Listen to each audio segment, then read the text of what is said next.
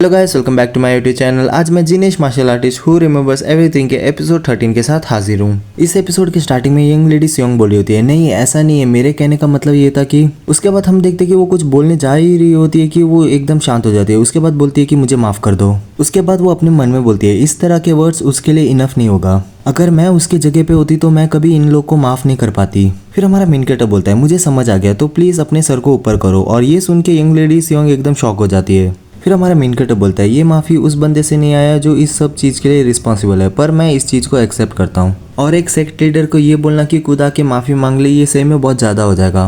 फिर young lady सियोंग बोलती है, वो मैं अपने ग्रैंडफादर को पक्का इतना बोला ही होता है कि हमारा मेन कैरेक्टर उसके बीच में बोलता है, हमें उस चीज़ की ज़रूरत नहीं है कि ये साइकिल लगातार चलते रहे, है ना। और ये सुन के वो यंग लेडी एकदम शॉक होती है। फिर हमारा मेन कैरेक्टर बोलता है, जो सब यहाँ हुआ है उसके लिए अगर तुम्हें सही में सॉरी फील हो रहा है तो रिस्पॉन्सिबिलिटी लो और ये पक्का करना कि आयरन स्वॉर्ड सेक्ट चेंज हो जाए। हाँ, ये बात है कि ताई सेक्ट और आयरन स्वॉर्ड सेक्ट बहुत अलग है, पर आखिर में हम लोग वही सेम मुरिम अलायंस के पार्ट है। और ये सुन के वो यंग लेडी सियोंग एकदम शांत हो जाती है और हम देखते हैं वो दोनों एक दूसरे को देख रहे होते हैं। उसके बाद यंग लेडी सियोंग बोली होती है, मेरा भाई और मेरे ग्रैंडफादर वो लोग एक सिंसियर अपोलोजाई ऑफर नहीं कर पाए, इसके वजह से चीज़ें ऐसे हो गई। फिर हम देखते हैं कि वो रोने लगती है। उसके बाद हमारा मेन कैरेक्टर उसे शांत करते हुए बोलता है, लेडी सियोंग, मार्शल आर्टिस्ट के आंखों में आंसू अच्छे नहीं लगते। फिर यंग लेडी सियोंग बोलती है, तभी भी मैं अभी भी आयरन स्वॉर्ड सेक्ट की मेंबर हूँ, तो प्लीज़ मेरे सिंसियर अपोलॉजी के जगह ये चीज़ को एक्सेप्ट करो।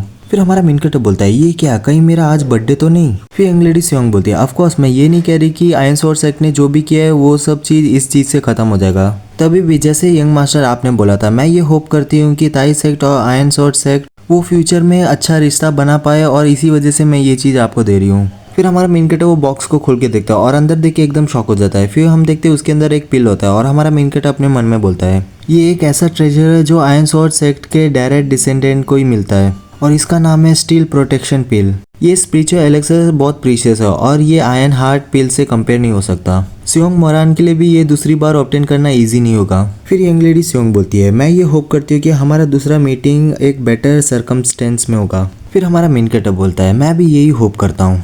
फिर हमें कुछ दिन के बाद ताई सेक्ट का सीन दिखाया जाता है। फिर हम देखते हैं हमारा मेन कैरेक्टर अपने आगे देख के शॉक होता है और हम देखते हैं उसके आगे वो सेक्ट लीडर और उसके जूनियर्स आ रहे होते हैं। फिर हम देखते हैं कि उसके ऊपर उसके सारे जूनियर्स चढ़ गए होते हैं और बोल रहे होते हैं, सीनियर ब्रदर जी, क्या जो भी रूमर्स है वो सब सच है। फिर हमारा मेन कैरेक्टर बोलता है, अरे शांत हो जाओ, अगर ऐसे ही चलता रहा तो मैं मर जाऊंगा। फिर उनमें से कोई बोल रहा था, मुझे भी 9 फोल्ड स्वॉर्ड को देखना है। फिर हम देखते हैं उधर कोई सीनियर ब्रदर बोलते हुए आ रहा था और हम देखते हैं वो जो 3 भाई होते हैं उनमें से सेकंड ब्रदर होता है ये। फिर हमारा मेन कैरेक्टर बोलता है, क्या हुआ, अब मुझे ये मत बोलना कि तुम्हारे एज में तुम्हें अभी पिगी बैक राइड चाहिए। फिर वो सेकंड ब्रदर बोल रहा होता है, अगर मैं आपको सच बताऊं तो मैं रिग्रेट करता था कि क्यों मैंने ताई सेक्ट को ज्वाइन किया। और जब भी मेरे से लोग पूछते थे कि मैंने क्यों ताई सेक्ट को ज्वाइन किया और हमारे लेज़र हेवन स्वॉर्ड टेक्निक को मॉक करते थे कि क्योंकि वो वीक और इनकम्प्लीट है इसलिए, और उस टाइम मेरे पास कोई रिस्पॉन्स नहीं था, पर अभी वो सच नहीं है। आपका बहुत धन्यवाद सीनियर ब्रदर, मैं अभी ताई सेक्ट का डिसेबल होने में प्राउड कर रहा हूँ। अब से मैं और ज़्यादा हार्ड ट्रेनिंग करूँगा लेज़र हेवन स्वॉर्ड टेक्निक के लिए और ताई सेक्ट का एक ग्रेटर डिसाइपल बन के रहूँगा,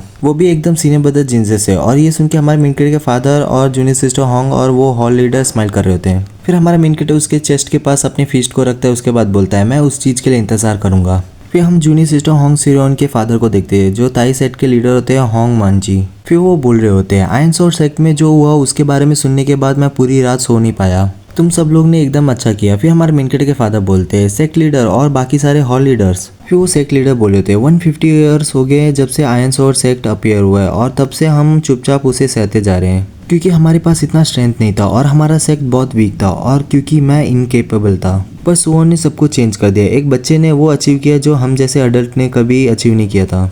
मैं सही में ग्रेटफुल हूँ और थोड़ा शर्मिंदा भी हूँ। अरे मेरे को तो देखो मैं कितना इमोशनल हो रहा हूँ। और हाँ चलो, जबकि सुओन ने ऐसा रिमार्केबल कुछ अचीव किया है तो हमें क्या फीस नहीं रखना चाहिए। फिर हमारे मेन कैरेक्टर के फादर बोलते हैं, नहीं उस चीज़ की ज़रूरत नहीं है। आपको पता है अगर हम वैसा कुछ करेंगे तो आगे के 6 महीने हम बच्चों को खाना अच्छे से दे नहीं पाएंगे। फिर वो सेक्ट लीडर बोलते हैं, ये कोई ऑर्डिनरी ओकेशन नहीं है। फिर हमारे मेन कैरेक्टर के फादर बोलते हैं, तो क्या हुआ। फिर सेक्ट लीडर बोलते हैं, सुओन ने ताई सेक्ट के होनर को डिफेंड किया है। फिर हमारे मेन कैरेक्टर के फादर बोलते हैं, क्या होनर हमारे खाली पेट को भर सकता है। फिर सेक्ट लीडर बोलते हैं, अगर एक्सटर्नल हॉल लीडर इतना बोल ही रहे तो मैं खुद कंट्रीब्यूट कर लेता हूँ। फिर हम देखते हैं बाकी के भी हॉल लीडर पैसे दे रहे होते हैं। फिर हमारे मेन कैरेक्टर के फादर वहाँ से जाते हुए बोले होते हैं, अरे अरे तुम सबका बहुत धन्यवाद। फिर हमारा मेन कैरेक्टर बोलता है, फादर क्या हम सही में फीस्ट रखने वाले। फिर हमारा मेन कैरेक्टर के फादर बोलते हैं, फीस्ट कैसा फीस्ट, किस चीज़ के बारे में बात कर रहे हो? मैं बुढ़ा हो गया हूँ, इसकी वजह से मैं पहले जैसे सुन नहीं पा रहा जैसे मैं सुना करता था, इसकी वजह से मुझे तुम्हारी बातें सुनाई नहीं दे रही। फिर हम देखते हैं हमारे मेन कैरेक्टर के फादर खुशी खुशी जा रहे होते और बोल रहे होते इतने सारे पैसे के साथ हम हर मील के साथ मीट खा सकते हैं। फिर हमारा मेन कैरेक्टर बोलता है मुझे पता था ये ऐसे ही करने वाले हैं। फिर हमारा मेन कैरेक्टर अपने मन में बोलता है तभी भी ये देख के अच्छा लग रहा है कि वो पहले जैसे एक्ट कर रहे हैं। फिर हमारा मेन कैरेक्टर बोलता है जो 3 आयरन हार्ट पिल्स थे जो हमें अनएक्सपेक्टेडली मिले थे उनमें से 2 मेरे को और सरियों को मिला, बाकी के रिमेनिंग पिल उस डिसेपल को दिया जाएगा जो ग्रेटेस्ट इम्प्रूवमेंट दिखाएगा। और जो गे चुलियोंग का फादर गे योंगसो था। उसी बीच हम हमारे मेन कैरेक्टर के फादर को बोलते हुए देखते हैं वो बंदा इंसेन है, कम्प्लीटली इंसेन। मुझे लगता है कि फाइनली हमारे सेक्ट लीडर ने अपने दिमाग को खो दिया है। 3 गेस्ट हाउस, वो भी सिंगल आयरन हार्ट पिल के लिए, कितना वेस्ट है। फिर हमें पास्ट का सीन दिखाया जाता है जिधर गे चुलियोंग के फादर बोल रहे होते हैं मेरे चुलियोंग को 1 आयरन हार्ट पिल दे दो और मैं तुम्हें 3 गेस्ट हाउस दे दूंगा। फिर सेक्ट लीडर बोल रहे होते हैं मैंने आयरन सॉर्ड सेक्ट में जो हुआ उसके बारे में सुना। जब ताई सेक्ट स्ट्रगल कर रही थी तो सीनियर डिसाइपल चुलियोंग आराम से पी रहा था और वो साइड से देख रहा था। और हमारे सेक्ट का जो डिग्निटी है वो हमारी लाइफ को रिस्क में डाल के प्रोटेक्ट किया गया है और तुम वो डिग्निटी के ऊपर प्राइस डालने की ट्राई कर रहे हो।